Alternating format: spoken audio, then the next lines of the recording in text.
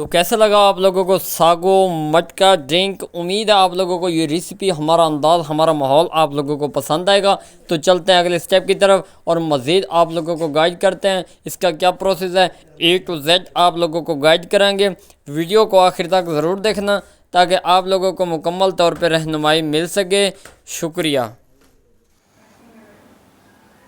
बिस्मिल्लाहिर्रहमानिर्रहीम। अस्सलाम वालेकुम। उम्मीद करता हूँ तमाम दोस्त खैरियत से होंगे। मैं हूँ आपका अपना मेज़बान मोहम्मद बिलाल सफदर।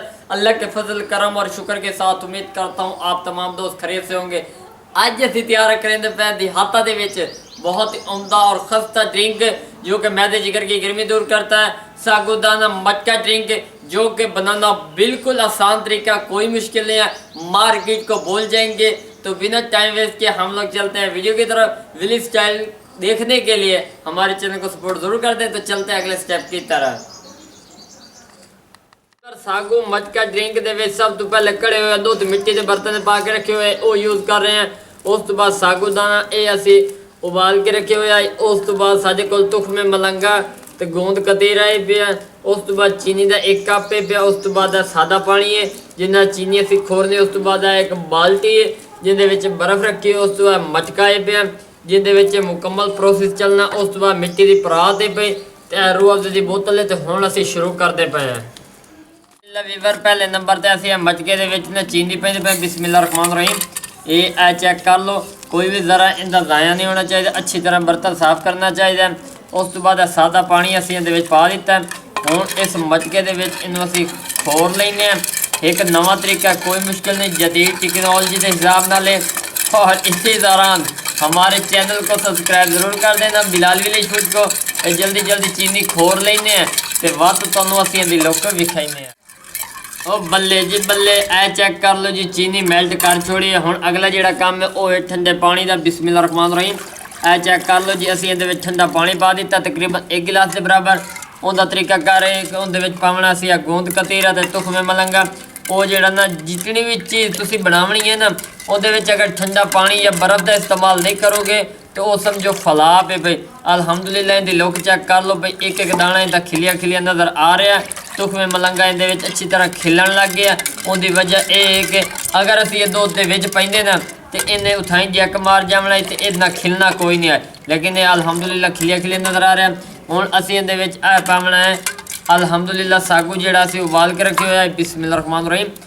बॉयलां इहदे विच असीं पा दित्तियां ने। हुण इन्हां नूं असीं इस तरह अच्छी तरह फेंट लैने। ये चेक कर लो माशाअल्लाह जी। हुण इहदे उत्तों असीं पा देना थोड़ा जिहा पानी होर।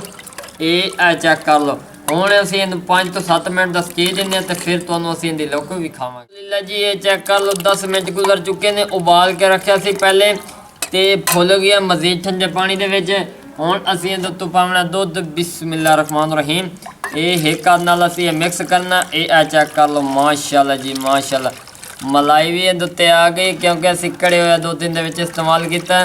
और ये ना लोग बड़े परेशान होंदे ने कि ये चीज़ बनाना बहुत मुश्किल है, ऐं करना पौंदा, ऐं ओ भाई ऐसा कुछ नहीं होंदा। इहदे विच हुण 4 चांद लावण रूह अफ़ज़ा दा कमाल आ रहा है। बिस्मिल्लाहिर्रहमानिर्रहीम। माशाअल्लाह जी माशाअल्लाह। ये चेक कर लो जी, असीं इहदे विच रूह अफ़ज़ा भी पा दिता मज़ीद बेहतर टेस्ट पैदा करन का। ते हुण जिहड़ा ना अखीरला काम रह गया वो है बर्फ़ का। वो बर्फ़ असीं तुहाडे सामने इहदे विच पा दिंदे आ ताकि बर्फ़ अपना मज़ीद टेस्ट इहदे विच पैदा कर देवे, क्योंकि हर चीज़ की एक खूबसूरती होंदी है। अल्हम्दुलिल्लाह जी, बर्फ़ असीं इहदे विच पा दित्ती है। हुण इहदे उत्ते असीं पावांगे मटीरियल जिहड़ा विच मिक्स होया पिया ठंडा ठंडा बर्फ़ दे उत्ते रह जासी। ये चीज़ां जिहड़ियां होंदियां ना हर बंदा नहीं दस सकदा ते हर बंदा सिखा भी नहीं सकदा। तुसीं सोच रहे हो कि बिलाल भाई बिल्कुल सिंपल तरीका है, तो भाई ये बिल्कुल ही सिंपल तरीका है। एवें तुसीं परेशान हो जाते हो। जिहड़ी चीज़ दी न समझ लगे तो साडे कोई कमेंट बॉक्स में पूछ सकते हो। तो अगर तुहानूं वीडियो साडा अंदाज़ साडा माहौल पसंद आ जाए तो बिलाल विलेज फूड को सब्सक्राइब जरूर कर देना। बाकी असीं इहदा टेस्ट भी करांगे, वो भी तुहाडे कोल शेयर करांगे, क्योंकि मिट्टी के बर्तन में चीज़ बनाने का अपना ही मज़ा है पिया। और इनका टेस्ट जिहड़ा ना वो बरकरार रहिंदा है और इन्हां दी तसीर जिहड़ी है वो मज़ीद बेहतर हो जाती। बिस्मिल्लाहिर्रहमानिर्रहीम। ये चेक कर लो जी, असीं सर्फिंग कण गिलासां दे विच पा दिता माशाअल्लाह जी। बनाने का तरीकाकार ही तुहाडे कोल शेयर किया। कोई चीज़ नहीं लुकाई। ये आ वेख लो माशाल्लाह जी, अल्लाह पाक ने हर चीज़ बेहतरी रखी हुई है। लोग अगर इस पासे फोकस करन ना तो यकीन मनो जिंदगी बदल सकती है उन्होंने। ये आ चेक कर लो जी। अल्हम्दुलिल्लाह जी असी पींदे पे हैं। उस तो पहले मेरे वीवर पी लवन। कितना प्यारा फ्लेवर इनका नज़र आ रहा है। बिस्मिल्लाहिर्रहमानिर्रहीम।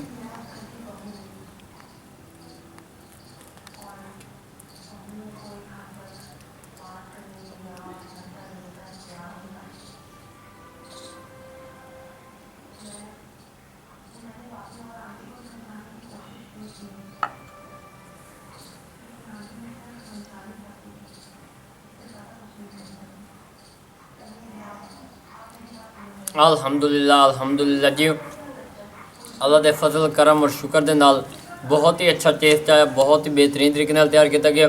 उम्मीद है तुहानू ये वीडियो साझा अंदाज साझा माहौल पसंद आएगा।